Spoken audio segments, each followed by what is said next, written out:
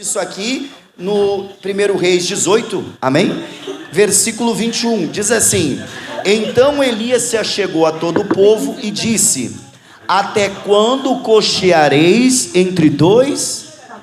Se o Senhor é Deus, seguiu; se é Baal, seguiu.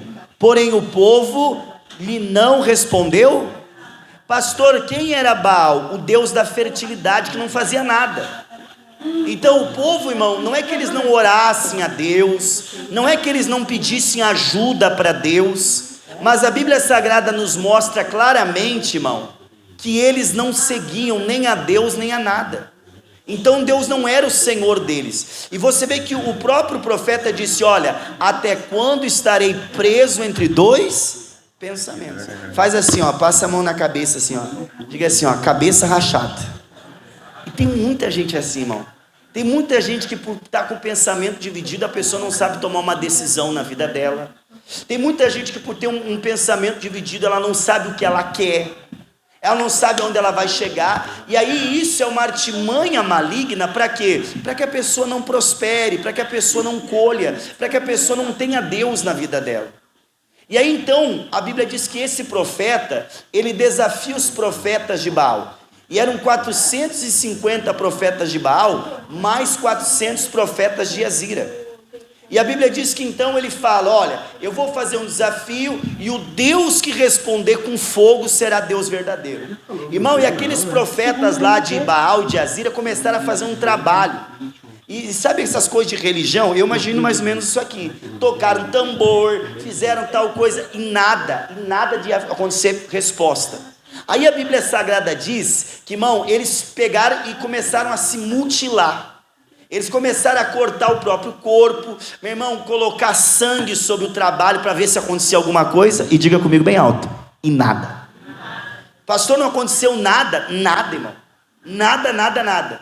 E quando o profeta Elias disse: então, gente, já que vocês não fizeram, agora eu vou fazer a minha oração a Deus. Aí lá no capítulo 18, versículo 36, onde nós lemos, diz assim: e sucedeu, pois, que oferecendo a oferta de manjar, o profeta Elias se achegou e disse: ó Senhor Deus de Abraão, de Isaque e de Israel, manifestes hoje que tu és Deus em Israel, e que eu sou o teu, e que conforme a tua palavra fiz todas estas.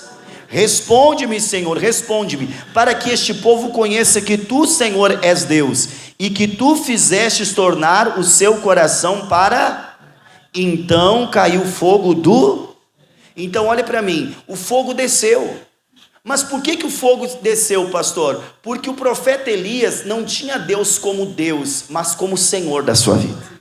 E quando você tem Deus como Senhor da sua vida, irmão, você começa a viver de uma maneira diferente. A Bíblia diz que quando não tem como servir a dois senhores, porque você há de se dedicar a um e desprezar o outro, amar um e odiar o outro. Então, colocar Deus como seu Senhor é você se dedicar a ouvi-lo, é você amar a Deus acima de todas as coisas, tudo que a Bíblia Sagrada nos ensina. Então você vê que é interessante, irmão. Até me chamou a atenção uma coisa que o pastor Mateus comentava comigo. Ele disse: pastor, você parou para perceber uma coisa? Que quando o profeta ele vai preparar lá o altar para ser queimado, ele oferece uma coisa muito importante naquela época. Eu fiquei olhando assim: o que? Água. Ele encheu o altar de água, e a escassez era de água. Então ele disse para Deus: Deus, eu te ofereço até o que está faltando. Irmão, isso é muito forte. Por quê? Porque aí Deus consegue enviar o fogo. A Bíblia diz que o fogo vem e consome, os inimigos são destruídos, e aí depois a história continua contando que ele dobra os seus joelhos e ora, e aquela chuva que fazia 3 anos e meio que não vinha, veio. Diga, ô glória. E como, meu irmão, como há uma nuvem do tamanho da mão de um homem, foi dado um sinal. Pastor, o que o senhor quer dizer? Que quando você coloca Deus como Senhor da sua vida, até a tua oração fica diferente. Meu irmão, quando você coloca Deus como Senhor da sua vida, tudo acontece, você é abençoado. Diga graças a Deus. Agora, eu vou entrar na matéria nova com você. Por quê, pastor? Porque para Deus ser Senhor da minha vida, eu tenho que entender uma coisa que ele falou aqui, ó, no versículo 36. E sucedeu, pois, que oferecendo a oferta de manjar, o profeta Elias se chegou e disse: ó Senhor, Deus de Abraão, Isaque e de Por que Abraão, pai da fé? Por que Isaque, filho da promessa? E por que Israel? Aquele que decidiu lutar e mudar a sua vida. Jacó se tornou Israel. Manifestes hoje que tu és Deus em Israel. Agora olha que coisa forte que ele fala. Que eu sou teu? Então, para Deus ser o Senhor da minha vida, eu tenho que me colocar numa condição de servo.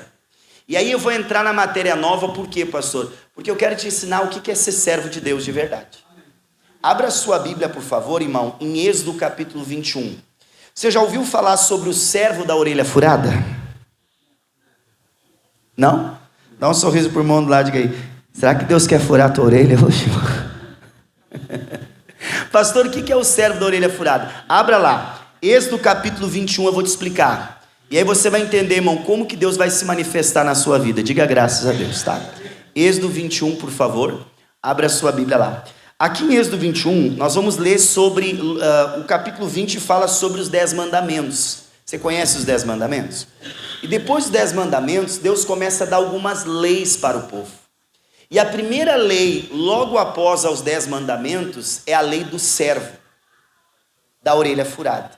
E pastor, por que servo da orelha furada? Vamos entender para você compreender o que é ser servo de Deus. Diz assim: e estes são os estatutos que lhes proporás. Se comprares um servo hebreu, 6 anos servirá, mas ao sétimo sairá forro de graça. E se entrou só com o seu corpo sairá. Se ele era homem casado, sairá sua mulher com ele. E se seu senhor lhe houver dado uma mulher, e ela lhe houver dado filhos, filhas, a mulher ou filhas, a mulher e seus filhos serão de seu senhor, e ele sairá só com o seu. Então olha só, o que acontecia, irmão? Se a pessoa ela tinha uma dívida, ela tinha, meu irmão, uma situação que ela não conseguia cumprir, e ela era hebreu, ela podia ter um senhor sobre a vida dela. Vamos dar um exemplo aqui. Vamos dizer que o Henrique, fosse um hebreu, não conseguisse pagar uma dívida. Eu podia ir lá e comprar ele por 6 anos. Ah, pastor, mas está amarrado no Jesus, tá, Henrique? Vem cá, meu filho, vem cá, sobe aqui. Vamos dizer que o Henrique está, meu irmão, sem dinheiro, sem nada, lascado. Faz cara de lascado aí, irmão. Irmão, eu podia pegar ele e dizer, ó, eu vou, a partir de agora, eu vou comprar a tua vida. Eu vou cuidar de ti, eu vou te dar uma casa. Cadê a Ana? A Ana está lá, a noiva. Eu vou te dar a Ana de presente. Ó, já ficou faceiro, viu? Diga glória a Deus. Vai ter filho e tal. Tu quer? Sim. Ah, gostou? Falou da Ana. Ele gostou, viu? Irmão, por 6 anos, ele ia trabalhar para mim. Ele ia ser meu servo, ia dizer, vem para cá, meu servo. Agora volta para lá. Agora senta. Agora levanta. Ele ia ser meu servo. Passados 6 anos, eu teria que dar liberdade para ele, porque ele pagou a dívida. Porém, olha que coisa interessante. Ó, eu vou te dar liberdade, tá? Mas sabe a Ana que eu te dei? Que tu vai casar com ela? Você não pode levar ela, não. Sabe aquilo que eu te abençoei financeiramente? Também não dá. Sabe aquela casa que tu conquistou ali, que eu te ajudei? Você também não vai levar. Tu quer ir embora ou tu quer ficar? Quero ficar. Ah, diga para o irmão nada, ele gosta mesmo, hein, irmão? Irmão, era assim que funcionava. Pastor, o que o senhor quer dizer? Que por 6 anos ele ficaria como escravo. Agora põe para mim o próximo versículo lá, ó, versículo 5. Mas se aquele servo expressamente disser, eu amo meu senhor e a minha mulher e aos meus filhos, e não quero sair forro, então seu senhor o levará ao juiz e fará chegar à porta ou ao postigo, e seu senhor lhe furará a orelha com uma sovela, e o servirá para. Então olhe para mim, ele poderia chegar para ser servo por causa de um problema, mas se ele amasse estar com o seu servo, ele não ia mais servir por problema, ele ia servir por amor. Pastor, o que o senhor quer dizer? Obrigado, meu filho. Você está apaixonado mesmo, viu? Irmão, todo mundo convidado para o casamento em janeiro. Diga glória a Deus. Eu já estou fazendo convite aí. Amém? Diga para o irmão lá. E leva presente, viu? Mas voltando aqui. Irmão, olha que coisa forte. Primeiro, ele chegava por obrigação. Por uma situação. Mas depois, o servo, ele já não ia mais servir por obrigação. Ele iria servir por E isso que nós temos que aprender. De repente você chegou hoje na igreja, ou algum tempo, com um problema. Quem é que chegou com um problema? Levanta a mão. De repente você chegou doente, você chegou porque você precisava de um milagre. E o teu Senhor, que é Deus, Ele está disposto a te ajudar. Ele está disposto a ser o Senhor da tua vida, aquele que vai dizer para você, faz isso, faz aquilo. Só que vai chegar um momento, igreja, que nós precisamos tomar uma decisão. Vai chegar um momento em que eu vou ter que chegar para Deus e Deus, eu não quero mais te servir por aquilo que o Senhor quer fazer na minha vida. Eu quero te servir porque eu te amo. Eu quero te servir porque o Senhor é Deus na minha vida, porque eu entendi que é bom estar próximo do Senhor. Olha o que o Senhor já me alcançou, olha o que o Senhor fez na minha vida. Então, ser servo de Deus, irmão, não pode ser por obrigação. Pastor, o que o senhor quer dizer? Que toda vez que você está servindo a Deus por uma obrigação, você não está colocando Ele como teu Senhor. Porque a grande questão de ser servo de Deus, de ser abençoado, é você colocar Deus, meu irmão, não por causa que você é obrigado. Tem gente que tem uma visão errada. Ah não, Deus é mau, pastor, Deus vai me castigar. Não, irmão, Ele é Senhor. O Senhor, Ele direciona o seu servo, mas o Senhor Deus, Ele não é um Deus mau, Ele não é um Deus que quer castigar você, não. Ele é um Deus que quer direcionar você, quer direcionar eu, para que nós venhamos ser abençoados. Diga glória a Deus. Agora, claro, se o servo, meu irmão, dissesse, não, eu quero ser servo do meu Senhor para sempre, eu quero ficar com Ele, aí você vê que ia lá e furava o quê? Porque a orelha era a marca.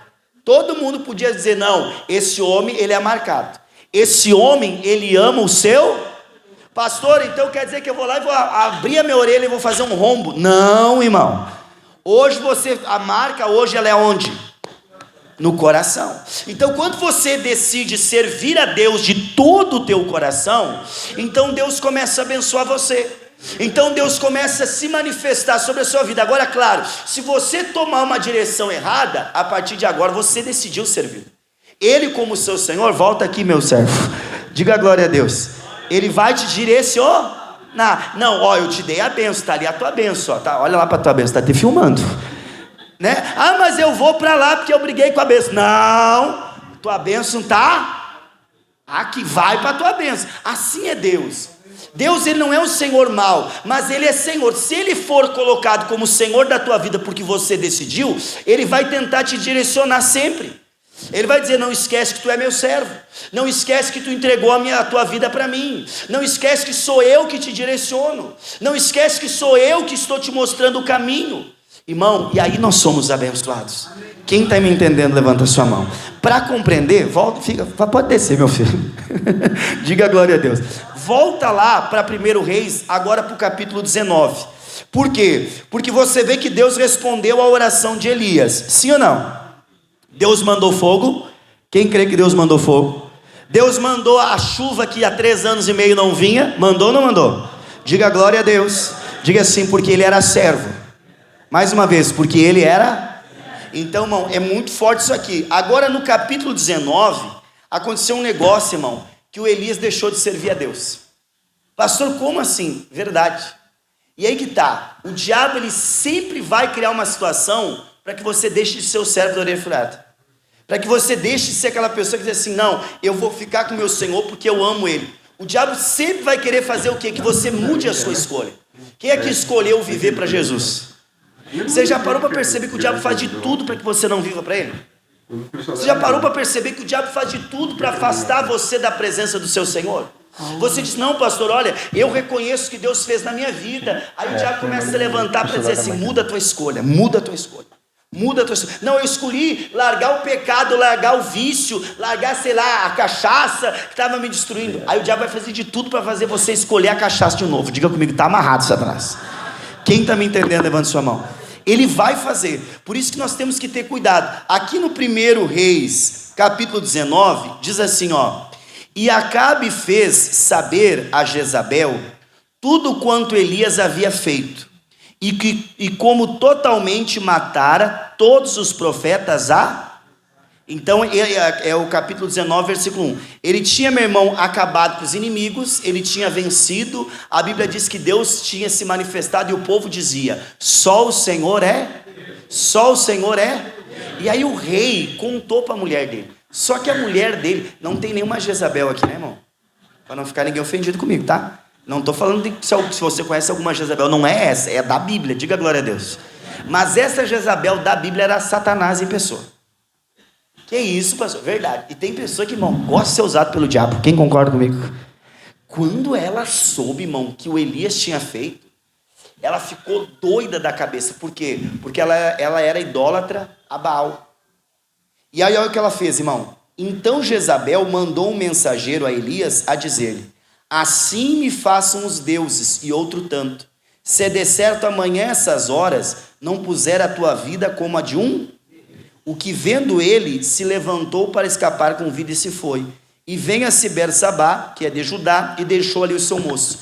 E ele se foi ao deserto ao caminho de um dia. E veio, e assentou-se debaixo de um zimbro, e pediu em seu ânimo a morte, e disse: já basta, ó Senhor, toma agora a minha vida, pois não sou melhor do que os meus. Então olhe para mim, o homem que tinha invocado fogo do céu, o homem que tinha orado, a chuva tinha voltado, o homem, meu irmão, eu até notei quem era Elias, o homem que tinha multiplicado a farinha na panela e o azeite na botija, o homem que Deus sustentou ele com os corvos, que bebeu a água do ribeiro, o homem, meu irmão, que era homem de Deus, diga amém, Jesus, diga amém alto, de Deus, irmão, deixou o medo entrar e se apavorou. E quando ele ouviu aquela ameaça, ele ficou tão assustado, sabe o que ele pegou e fez? Largou o servo dele lá e disse assim: ó, eu vou dar no... Só que ele esqueceu que ele era servo de quem? E aí que tá, irmão. Irmão, se eu sou servo de Deus, eu tenho que entender que Ele é o meu Senhor. E Ele sempre vai me abençoar, mas Ele é o meu Senhor. É Ele que dirige os meus passos, não sou eu. E tem gente que está quebrando a cara, tem gente que está em depressão, tem gente que está no fundo do poço, irmão, por causa disso. Uma coisa que é bem contraditória. A Bíblia diz: ele foge para escapar com vida. Sim ou não? E depois lá no caminho ele diz: oh Deus, tira a minha vida. Dá um sorriso por mão do lado e diga assim: você não está assim hoje, né, irmão? Não. Fala com mais alegria. Vocês estão meio bravos, irmão. Diga pro irmão sorrindo assim: você não está meio perdido, né, irmão? Fala assim, com dois pensamentos. Tem gente que é assim. Irmão, tu conversa com a pessoa, você diz assim, ela não sabe o que é. É contraditório. Ela não quer morrer, mas pede para Deus: tira a minha vida. Que coisa estranha. Quem concorda comigo? Tanto que o texto vai dizer, ó, olha aqui que forte, ó, no 4. E ele se foi ao deserto, caminho de um dia, veio, assentou-se debaixo de um zimbro e pediu em seu ânimo a... Dá um sorriso por mão do lado e diga assim: esse desânimo não é de Deus. Pastor, e o que aconteceu com ele? Olha que coisa forte, irmão. E deitou-se e dormiu debaixo de um zimbro, versículo 5. E eis que então um anjo tocou-lhe e disse: levanta e come. E olhou, e eis que a sua cabeceira, olha o Senhor cuidando do seu servo, estava um pão cozido, diga, ô glória, deve já estar quentinho, né, irmão? Sobre as brasas, quem concorda comigo que está quentinho? E uma botija, estava faltando água, né? Agora Deus estava dando água, diga, ô glória. E comeu e bebeu. Agora olha o que ele fez. Irmão, o anjo disse para ele: levanta e come. E ele come e volta. Aí diz assim, ó Deus cuidando, ó. E o anjo do Senhor tornou a segunda vez, tocou e disse: levanta aí, porque muito ao comprido te será o quê? O caminho. E levantou-se, pois comeu, e com a força daquela comida caminhou 40 dias e 40 noites até Horebe, o monte de Deus. E ali entrou numa caverna e passou ali a noite. E eis que a palavra do Senhor veio a ele e lhe disse: que fazes? Que fazes? Então, Deus deu o pão, Deus deu a água para ele comer, para ele se esconder na caverna? Hã? Ah, mas era um monte de Deus. Mas olha que quando a palavra vem e faz a pergunta: o que tu está fazendo aqui? O que tu está fazendo dentro dessa caverna? E aí que tá, irmão, muitas vezes a palavra do nosso Senhor, ela vai vir nos questionando. Por que tu está triste? Tu esqueceu que eu sou o Senhor da tua vida? Por que você está deprimido? Você esqueceu que eu sou o Senhor da tua casa? Por que você está com medo? Você esqueceu que eu sou o Senhor que te cuida, que te sara, que te abençoa? Você esqueceu que eu sou o Senhor que guerreia as tuas guerras? Só que, irmão, quando você começa a esquecer quem você é servo, você começa a ter muitos argumentos. Olha o que ele fala aqui, ó. Quem está gostando, diga glória a Deus. Está todo mundo entendendo a palavra, irmão? É importante entender. No 9, no 10, e ele disse: tenho sido muito zeloso pelo Senhor, Deus dos exércitos, porque os filhos de Israel deixaram o teu conserto, derrubaram os teus altares, mataram os teus profetas à espada, e eu fiquei só, e busco a minha vida para me tirar. E ele lhes disse: sai para fora e põe-te neste monte, perante a face do Senhor. E eis que passava o Senhor, como também um grande vento e forte, que fendia os montes, que quebrava as penhas diante da face do Senhor. Porém o Senhor não estava onde? Então quer dizer que, irmão, tem vento que não é Deus, hein? Depois do vento um terremoto, também o Senhor não estava. E depois do terremoto o quê? Um fogo, porém também o Senhor não estava. E depois do fogo uma voz mansa e delicada. E sucedeu que, ouvindo Elias, envolveu o seu rosto na capa e saiu para fora, e pôs-se à entrada da caverna, e eis que veio a ele uma voz que dizia, olha o que a palavra é forte isso aqui, irmão, que fazes? Irmão, a palavra de Deus ela nunca vai mudar. Deus falou com ele dentro da caverna, que fazes aqui? Ele sai para fora, Deus continua dizendo, o que tu está fazendo aqui? O que tu está fazendo aqui, meu filho? Tu esqueceu que tu é servo, tu esqueceu que eu sou o... Aí ele vai usar o argumento de novo. E ele disse: eu tenho sido extremamente zeloso pelo Senhor, Deus dos exércitos, porque os filhos de Israel deixaram o teu conserto, derrubaram os teus altares, mataram os teus profetas à espada, e eu fiquei só, e busco a minha vida para me tirarem. E o Senhor lhe disse: vai e volta pelo teu caminho para o deserto de Damasco. Vem e unge a Azael, rei sobre a Síria, e também a Jeú, filho de Ninzi, ungirás reis de Israel. E também Eliseu, filho de Safanete, né? De Abel, Meolá, ungirás profeta em teu, e há de ser que o que escapar da espada de Azael, matá-lo-á Jeú, e o que escapar da espada de Jeú, matá-lo-á Eliseu. E também eu fiz ficar em Israel 7.000, todos os joelhos que se não dobraram e toda a boca que não o beijou.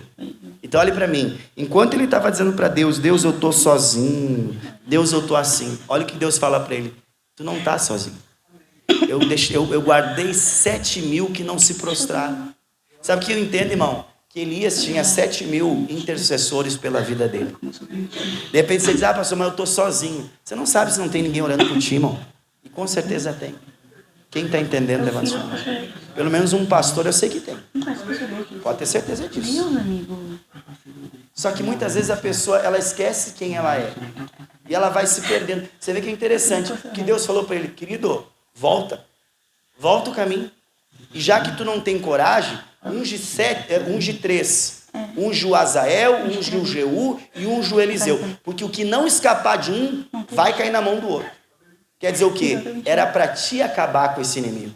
Mas já que tu não tem coragem, já que tu não tem força, já que tu esqueceu que eu sou o Senhor da tua vida, então tu vai ungir outros 3, porque eu vou usar aqueles outros 3 servos em teu lugar. Ô irmão, Deus, ele te ama. Fala pro irmão do lado aí, bem alto: Deus te ama. E quem crê que Deus está cuidando de você?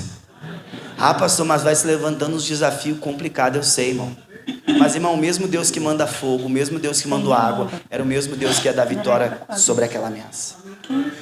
Querido, não esqueça, você é servo de Deus.